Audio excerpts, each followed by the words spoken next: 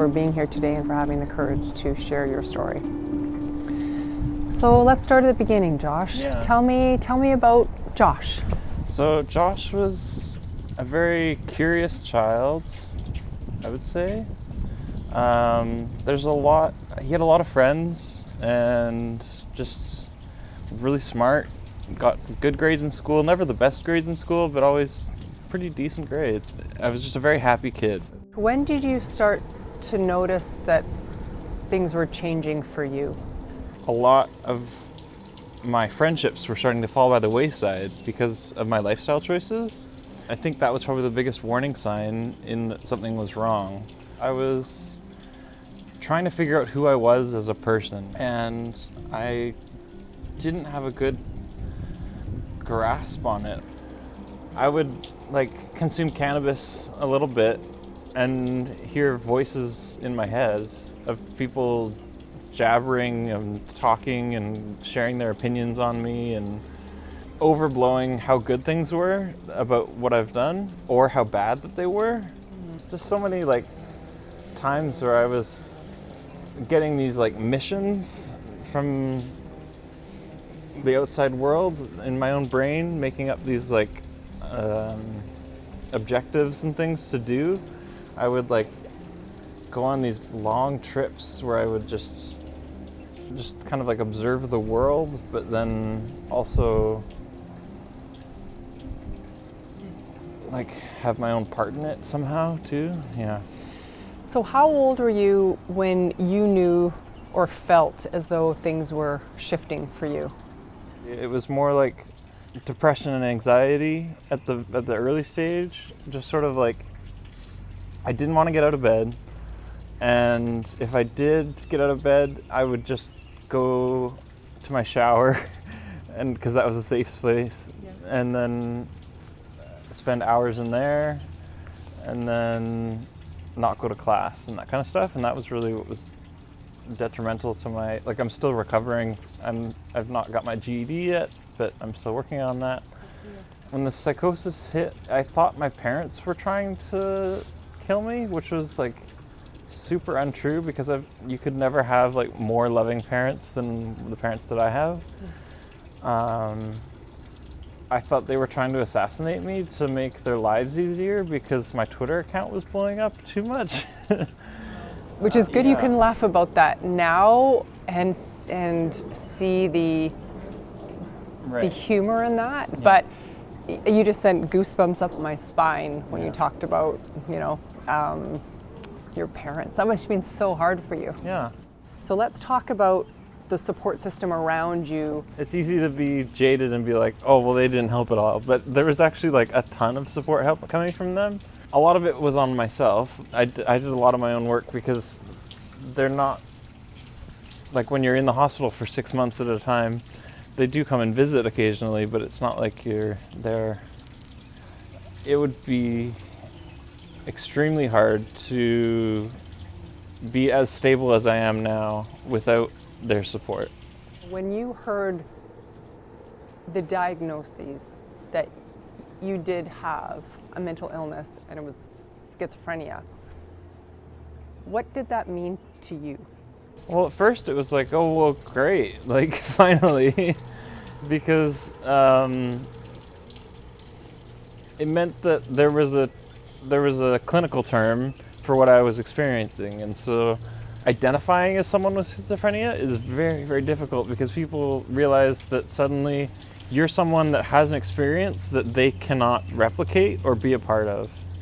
And so then it's very isolating. Sometimes I also have to remind people that schizophrenia is something that you experience, not something that you have 24/7 every moment of every second of every day. For me, with medication helping and everything, I hear voices now, I'll say rarely, which is nice. It's definitely not like breaking your leg, because breaking your leg takes a couple weeks, but then you're back at it. I feel like with schizophrenia, it's kind of one of those life-encompassing sentences. And if there's somebody watching right now that either has a loved one or perhaps they're thinking that something isn't quite right, what advice would you give them?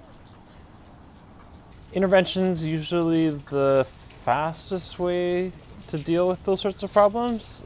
Telling someone in person, in writing, that you need them to behave differently in order for you to love them easier, or at a capacity that you can handle.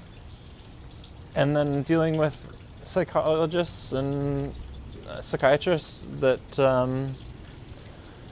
know what they're doing and can put you on a medication pathway that will allow you more success in the future based on your ability to adhere to the medication. So if you could go back in time and talk to the person that was first experiencing psychosis, what would you tell yourself at that point? That it's not what you think it is. Yeah. I'd just say like dude, like this is not what you think it is. It's something that happens to you. We think of it like, oh well, they did too many drugs and so they deserved to get what they got, right? Like they were asking for it. But oftentimes it's just, sometimes you slip up and make one mistake with the wrong crowd and suddenly you're diagnosed for life. Like it's not anything you did. Exactly. Yeah. Yeah. It was nothing that you did. Yeah. To be diagnosed or. Like I could have made it go slower maybe. Like, you know what I mean? Like I didn't necessarily need to pour gasoline on the fire. I could have just let it smolder. Yeah. Well, I'm really happy to hear that you don't experience a lot of voices right now. Yeah. So when you do experience those voices now, how are they? Good voices? What are those? Just no. Hearing a voice to me is never an enjoyable experience. I do have there are different personalities of the voices that I prefer more than others, if that makes sense. I've never heard that before. Yeah. So I would love to hear more about that. So describe that. Tell me a little bit more about your voices having these different personalities. It's just that I can discern a tone, a point of view almost, right? Like a perspective. I think that's the word I was looking for. So I'm curious about how do you tell people that you have schizophrenia? Are you open? Seldomly, actually. It's not the first thing on my dating app. No, I can. Well said, Josh. Yeah. Yeah.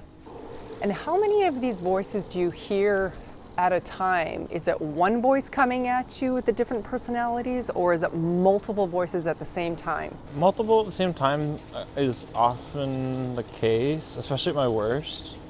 I would say, I would describe it to the doctors at the time as sitting in a room with a dozen people. I honestly, it's hard, and Josh, I have the utmost respect for you because I honestly cannot imagine having multiple voices yelling at me. How do you do it? I just keep on trucking. I don't know. I've got I've got a good relationship with the Lord, and Christianity is really important to me. I was baptized a few months ago.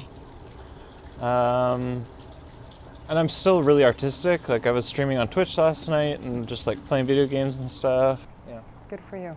And you said that you're going to go for your GED. Yeah, so I'm in Media Design 12 right now, and we are halfway through my projects, and then I will be graduated.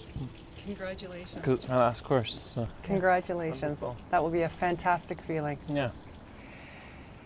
So Josh, if there's somebody out there watching this video right now and is looking at you saying, here's a guy that happy childhood, great support system, great family supporting him, very creative, finishing his GED. I want to be like Josh. How do I get to be like Josh, where Josh is today? What would you say? I would say you're probably further along on your own story, right? Like, I'm not anywhere that I am because I wanted to be somebody else.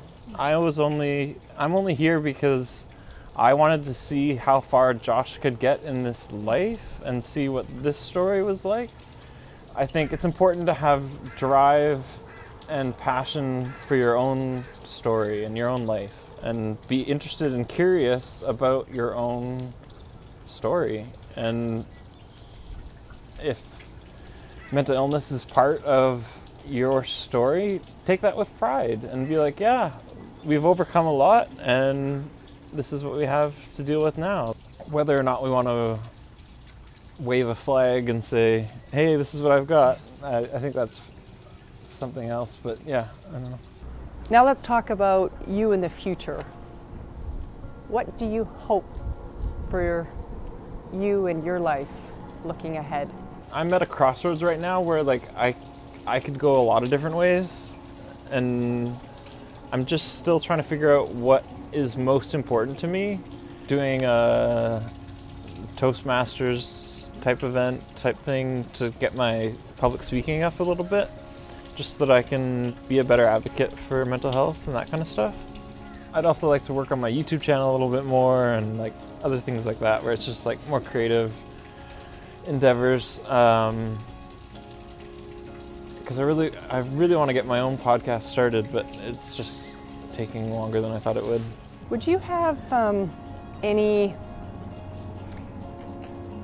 advice for somebody whether they should be getting help or not right now? So if somebody is debating whether it be because of the stigma that we talked about before, or struggling internally with whether they should be getting help, what advice would you give them right now?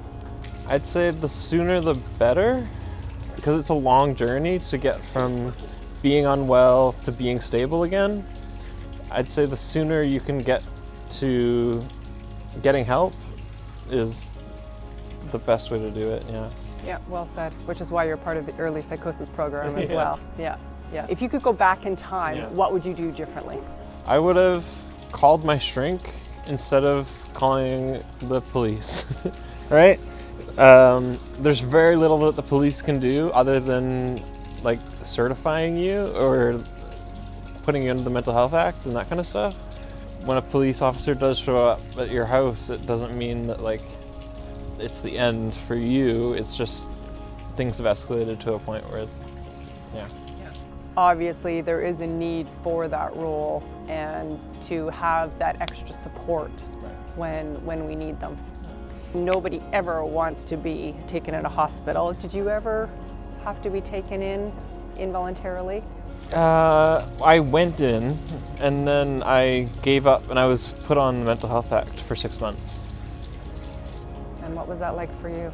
Very isolating. My friends at that point did not want to come and visit the hospital. I'd kind of taken the shine off of that already by being in there for psychosis. When I was there for 6 months, it was because of schizophrenia, and it was a very lonely time.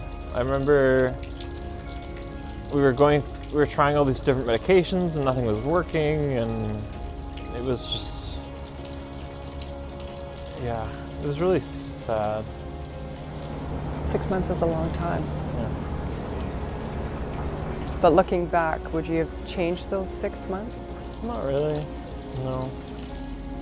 So if you could look into the camera and tell somebody what life was like for you 10 years ago to where you are now, what would you say to them?